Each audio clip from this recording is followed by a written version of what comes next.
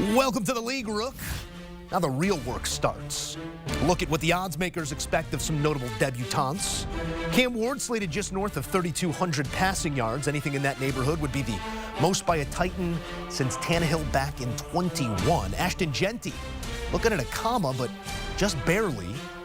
Bucky Irving, the only Rook to go for 1,000+ last season. Travis Hunter going to be a tough handicap with usage the biggest question there. And Ryan Wilson's favorite, Ted McMillan, got to get you to 801. Adam Thielen led that franchise with just under 615 receiving yards last season. And if you had Ryan Wilson, our draft expert, over 50.5 mock drafts, you can cash those tickets as well. Ryan, it's great to see you. We've assessed these prospects from just about every angle we can, but let's project them now as pros. Cam Ward, we'd assume, would be the Week 1 starter in Tennessee. Who's the first rookie from the class of 25 to make a start outside of Cam Ward? So, Joe, good to see you too, buddy. 12 quarterbacks were drafted in this class, which is bonkers nuts. 8 of them came on day 3. But I'm going to go with the 40th overall pick, QB3, as the draft unfolded. And Tyler Shuck, who is, I believe you went to high school with. That's an old joke. He'll be 26 in the fall when the season starts. And here's the other thing, why it makes the most sense. Jackson Dart, QB2, drafted 25th overall. He almost certainly won't play until October. Best case scenario, it feels like, because of all the depth in front of him. But in New Orleans, you have Derek Carr. What's up with his shoulder? We don't quite yet know. And, of course, they have my guy Spencer Rattler and Jake Haener, quarterbacks drafted in the 2 previous drafts, but those are day 3 guys, and there very well may not be a plan to move forward with them. Kellen Moore is the new head coach in town. He obviously had a lot to do with drafting Tyler Shuck. And when you build a quarterback on Madden, it looks like Tyler Shuck, 6'4", 215, 220, ran in the 4.6, and has a huge arm. He's been in college a long time. I'm hesitating because he hasn't played a lot of ball. 7 years in college, 3 different schools, but only started last year for Louisville. A lot to like, but the footwork needs some work. He was the victim of 24 drops by his Louisville wide receivers, so you can't hold that on him. But I think if you're talking about a quarterback that has the best chance to play as a rookie, not named Cam Ward, I'm going to go with Mr. Shuck. Yeah, I think the thought process there is sound. Just least hurdles to get over to see a start. The Saints look like they're almost hurdle-less. Let's keep this thing rolling here. Cleveland, their active quarterback room currently boasts 216 career starts, Ryan. 191 of them belong to January Joe Flacco, that is. They had a signal caller in the 3rd and then in the 5th. Do you see both Dillon Gabriel and Shedeur Sanders making starts this season, and who goes first? Right, so let's do the math here in that 5 QB room. Deshaun Watson may have played his last snap in Cleveland. Our Jonathan Jones has talked about that previously. Kenny Pickett, I don't know if Kenny Pickett's going to be in the roster when the season starts. If you're ranking these quarterbacks, he might be QB4 in terms of expected productivity 2 or 3 years from now. Joe Flacco could be the favorite on day 1, but again, he's 40 years old. Is it fair to ask a 40-year-old to play 18 weeks in the NFL and expect to stay healthy? So that brings us to Dillon Gabriel, 3rd-round pick, Shedeur Sanders, 5th-round pick.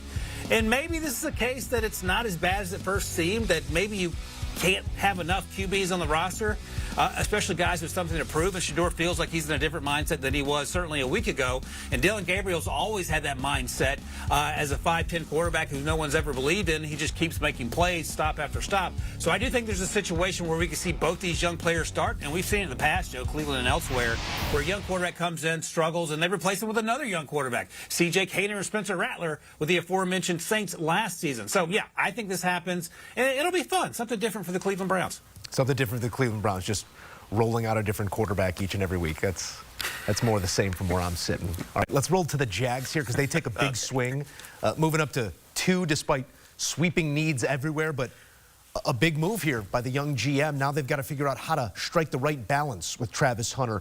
You've got an offensive-minded head coach, yes, but one of the worst pass defenses in the league a year ago.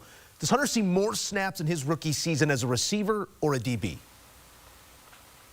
I joked about Tyler Shuck being the same age as you. James Gladstone is literally your age. He is in his sub-mid-30s guy who is now making these decisions, and he ain't afraid by all appearances. He's from the Les Snead tree of go ahead and trade picks to get players you want. Travis Hunter's that guy. All that said, you don't trade a future first-round pick to go from 5 to 1 to take a cornerback. You take him to play wide receiver. We saw the graphic coming in, the odds of him catching 700 passes, I believe, behind some guy named Ted McMillan. We shall see.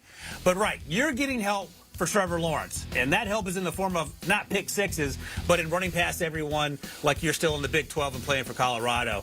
The great news, and there were a lot of dudes on that wide receiver room in Colorado, but there were no Brian Thomas Jr., so that's who is going to be helping Travis Hunter get open by playing on the other side. And then you have Trevor Lawrence, hopefully finally feeling like the franchise quarterback that the Jacksonville Jaguars envisioned. He's battled injuries and, Urban Meyer, if we're being honest. So I think Travis Hunter is going to get more snaps on offense, at least early on, and let him do those offensive things for you. And by the way, this doesn't factor into the graphic, but he can be used on special teams as well as a dangerous return man.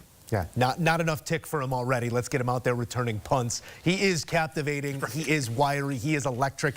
Every time he touches that football or finds himself around it, the more the better here for Travis Hunter. We'll just see how that usage catches up with him now with a full 18-week schedule. Ashton Jeanty became the highest drafted running back since Saquon on Thursday night. Barkley ran for 13.07 his rookie year, for those keeping track at home. Does Jeanty break the 1,000-yard mark behind a Raider line that didn't have a 500-yard rusher last season, Ryan?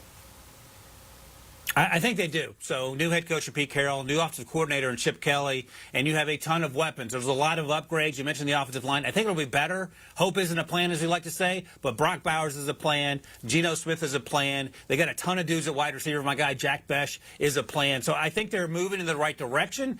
And Ashton Jeanty is also part of that plan. I think we saw in that graphic that the odds are for him to get over 1,000 yards by just a smidge. I think that happens. I'm not going to say it's going to be easy. I think maybe it comes down to week 16, week 17, just because you don't want to overuse him. But also worth noting, Joe, he didn't catch a ton of passes last year. In 2023, he was a huge part of that pass offense. So that's another way to get those yards. Those will be all-purpose yards, of course, not rush yards. But I think he's going to have over 1,000 rush yards. And let's just say, for the sake of argument, we're talking about 350 to 400 yards, all-purpose yards as well, on a team that's going to be a lot of fun to watch, but still not going to win the division with the Chiefs staring him in the face. Yeah, I like him over the 1K, but maybe we do wait and shop for a number when we go receiving, plus rushing for Ashton Jeanty. Take a look at some odds here for the offensive rookie of the year, and it's going to be an interesting list when you factor in Travis Hunter being perhaps a factor on both the offensive and defensive side of the ball. Ashton Jeanty is our favorite at plus 270. Cam Ward, the likely day one starter in Tennessee, next favorite, with Travis Hunter coming in at 7.5 to 1. So Vegas also skewing towards the offensive side of the ball. Defensively is another story, and Abdul Carter is your shortest number. To find Travis Hunter, you don't have to go much further there at 10 to 1. Ryan Wilson, I need your pick for offensive and defensive rookie of the year. And yes, you can say Travis Hunter is both.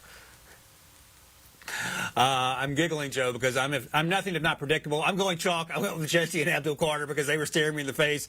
Don't want to overthink it. And, you say, well, the odds for player X and Y are plus 2,000. Yeah, you're just throwing money away. Those guys are going to win it. Ashton Jeanty's going to win it on offense, and Abdul Carter has a great chance to win it on defense, in part because he's awesome, also in part because he's going to be in a defense that includes Brian Burns, Kayvon Thibodeau, Sexy Dexy Lawrence. And, oh, by the way, you can't double-team Abdul Carter, so he's just getting home and gets a helpless right tackle 20 snaps a game. So, yes, sign me up for that.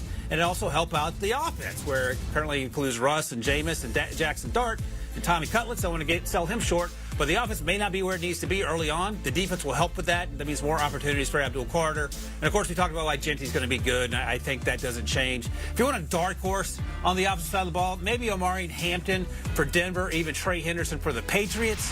But, again, running back seems like a popular choice because they can come in and contribute right away. But Ashton Jeanty is just so special. It's hard for me not to give him the nod right now. Yeah, history tells us you don't have to go too far down that board. It was Jaden Daniels, the second overall pick a year ago, and Jared Verse on the defensive side of the ball. Don't overthink it. Ryan Wilson, we appreciate your thoughts as always. More thoughts from Rye Guy and his partner in arms, Rand Carthon, on With the First Pick. It is the premier pod and all of draft analysis. Our guys take you through all the latest draft reaction, grades, prospects, and more. Download, subscribe, and enjoy With the First Pick.